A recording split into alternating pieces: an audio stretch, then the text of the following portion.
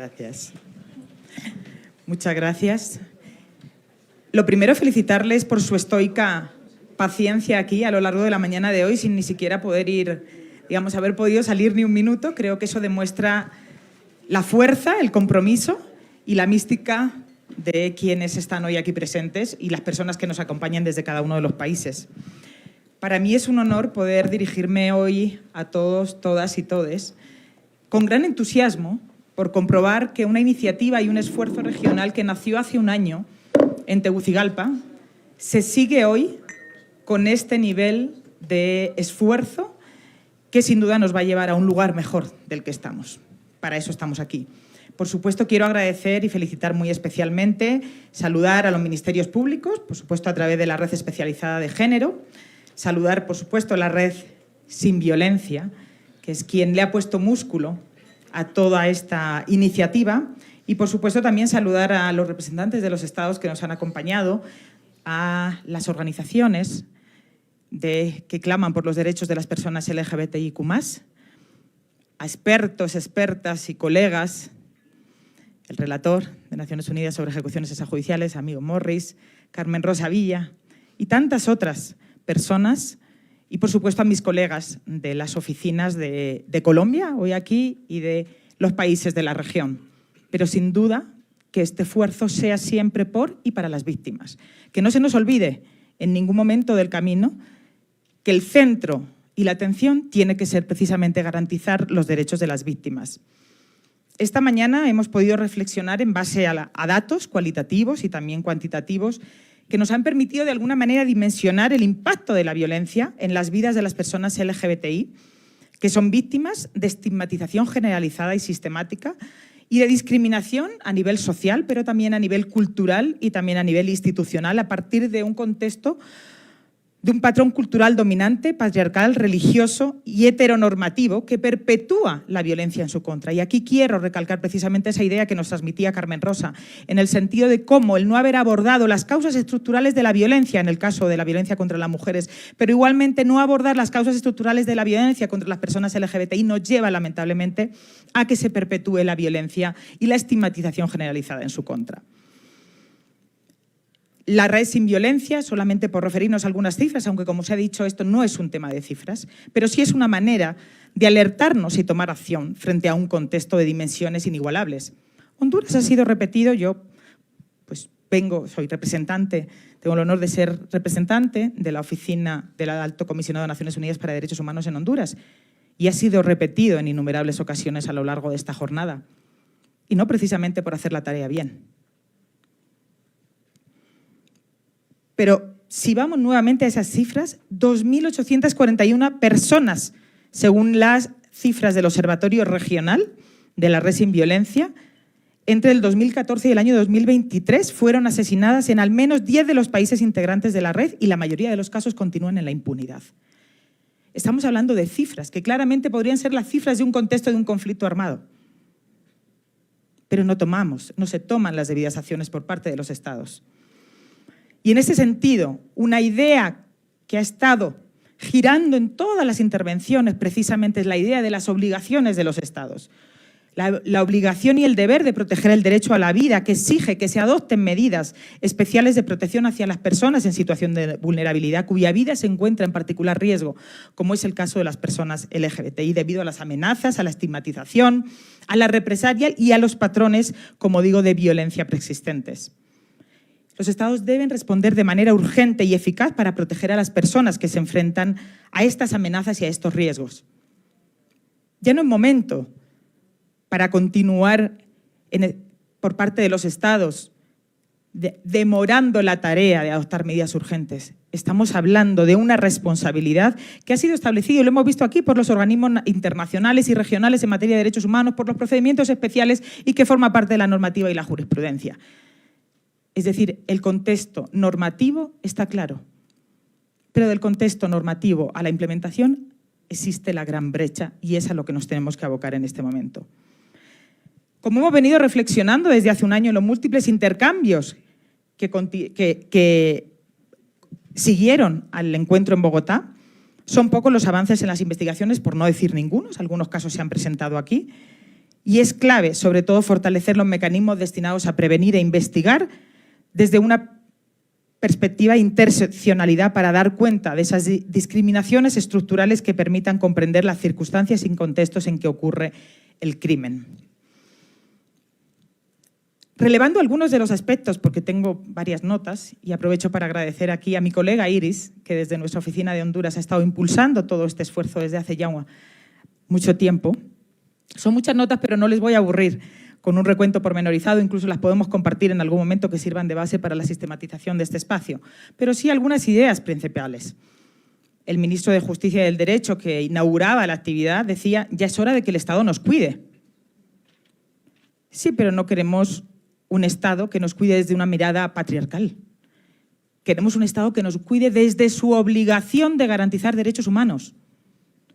Y aquí esta es una de las ideas que ha predominado esta mañana.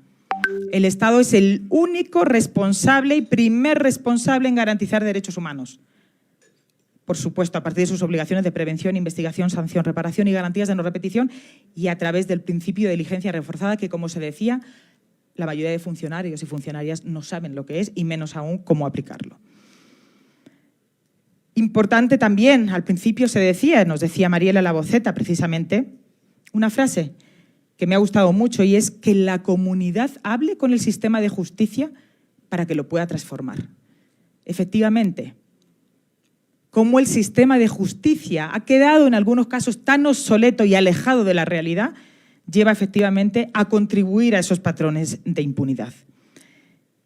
Y Marcela Sánchez, por su parte, también decía otra frase al inicio, que es sobre la importancia del contexto, y reiteraba: queremos investigaciones donde el contexto importe y sea fuente de información y análisis.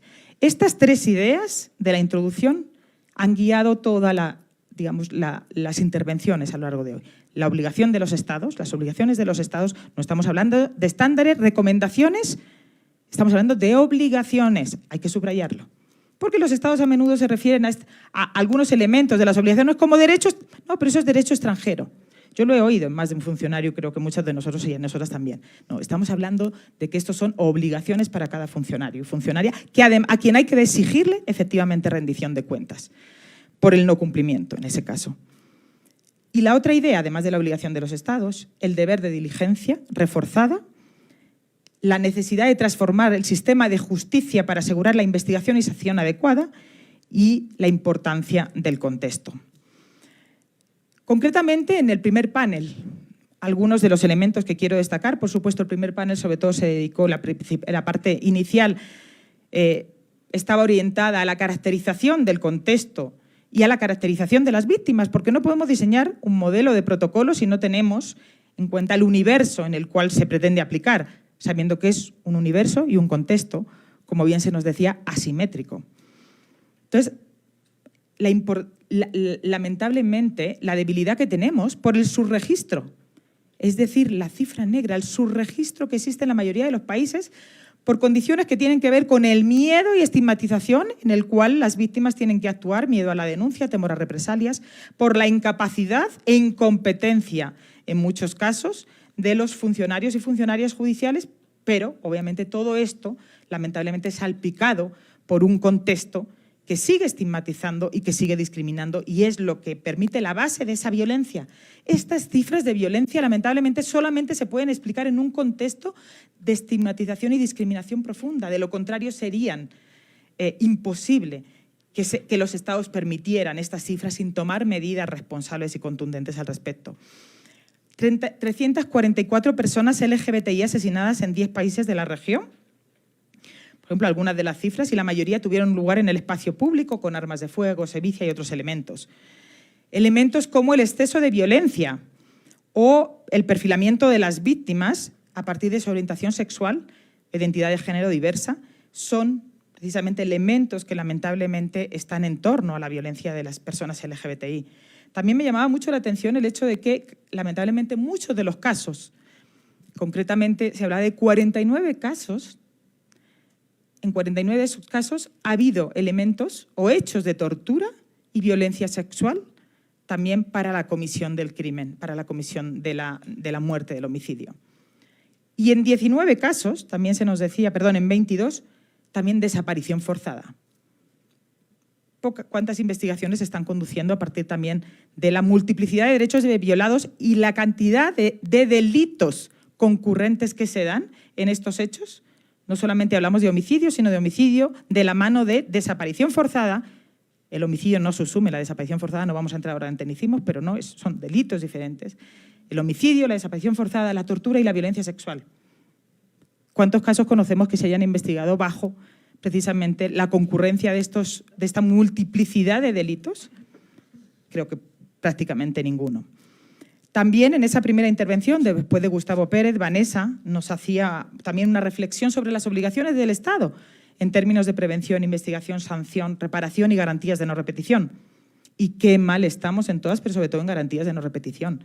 Si entendemos por garantías de no repetición la adopción por parte del Estado de todas aquellas reformas estructurales y adopción de políticas públicas que impidan la no repetición de los hechos violentos, empezando por la investigación de los hechos, que es el primer elemento clave en materia de prevención, realmente en términos de garantía de no repetición estamos a cero. En todo lo demás estamos mal, pero cuando digo estamos me refiero a los estados, a nuestros contentos, no a quienes están aquí, que precisamente son el ejemplo de la lucha y la dignidad por el reconocimiento de derechos de personas LGBTI. No voy a ir entrando en detalle porque, como digo, tengo muchos elementos, pero referirme a alguno de ellos. Miguel, por otra parte, también nos hacía mención de la ausencia de datos pormenorizados, precisamente por este nivel de subregistro.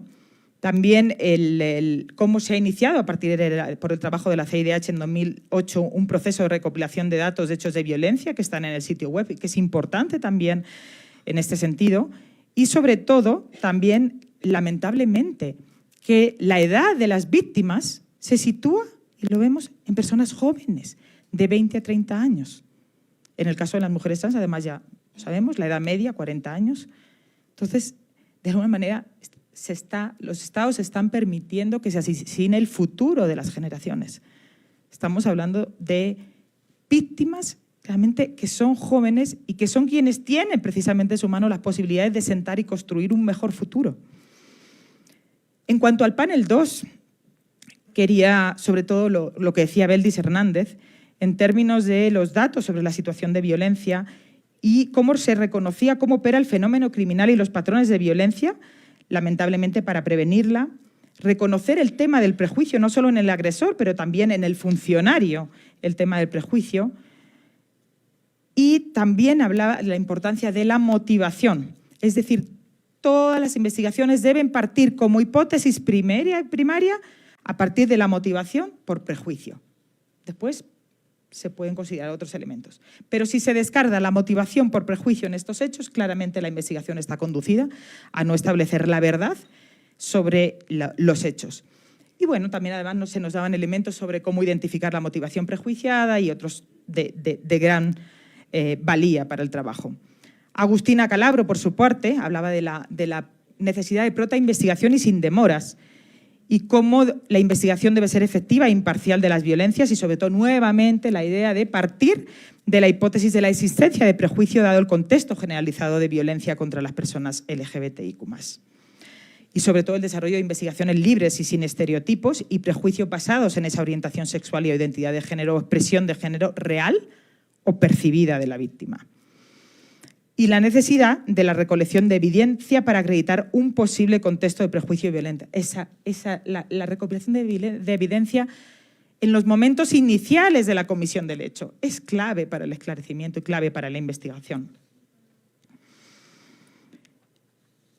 También me quería mencionar sobre todo destacar de la intervención de Pedro Vera, colega y amigo, quien se refería inicialmente al informe de la CIDH, también del año 2015, como un punto de partida importante que ha marcado la inflexión también en el tema, y nuevamente nos invitaba a abordar el tema de la debida diligencia reforzada, que implica la prevención, eliminación, investigación, sanción y reparación de la violencia en contra de las mujeres trans basada en su expresión o identidad de género, la protección, respeto y garantía de los derechos a la igualdad y a la no discriminación, lo que implica esas obligaciones específicas y además atendiendo también a esa discriminación interseccional, La importancia, nuevamente, del caso de Vicky Hernández, donde la Corte Interamericana de Derechos Humanos, que ha sido también frecuentemente mencionada hoy, por primera vez se pronuncia acerca de la protección de las mujeres trans en el marco de la Convención Interamericana para prevenir, sancionar y erradicar la violencia contra las mujeres, y cómo, precisamente, sobre la protección reforzada del derecho a una vida libre de violencia. Y la importancia de la interpretación evolutiva de la Convención Interamericana, que se ve reflejada precisamente en el artículo 9 del tratado, donde se considera que los factores de vulnerabilidad englobados en la expresión «entre otras» se debe incluir esa identidad de género, que es un factor que puede contribuir de forma interseccional a la vulnerabilidad de las mujeres en la violencia basada en su género. Principios de oportunidad, exhaustividad, competencia, imparcialidad y participación, conducción de la investigación de oficio y otros elementos claves que nos han, de alguna manera, elevado en los requisitos que se requieren para una investigación de esta naturaleza. Y para cerrar ya y concluir en relación al panel 3, por cierto, que no se me olvide porque me parece clave, la aplicación del principio por persona. La importancia, efectivamente, de aplicar el principio por persona en las investigaciones y en la conducción por parte de los funcionarios y funcionarias.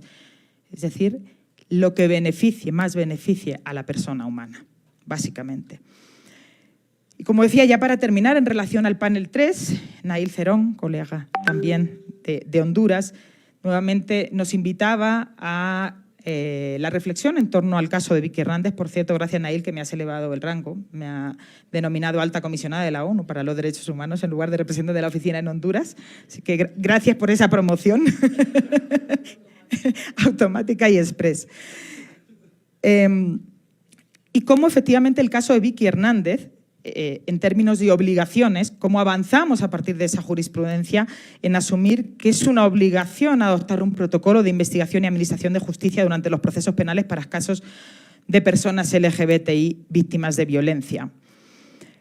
Y también cómo se ha llevado a cabo todo el proceso de asistencia técnica en coordinación con Catrachas, la organización a la que Nail pertenece y que hace un trabajo extraordinario en Honduras, junto con el apoyo de nuestra oficina y el involucramiento de PGR y otras instancias en este caso.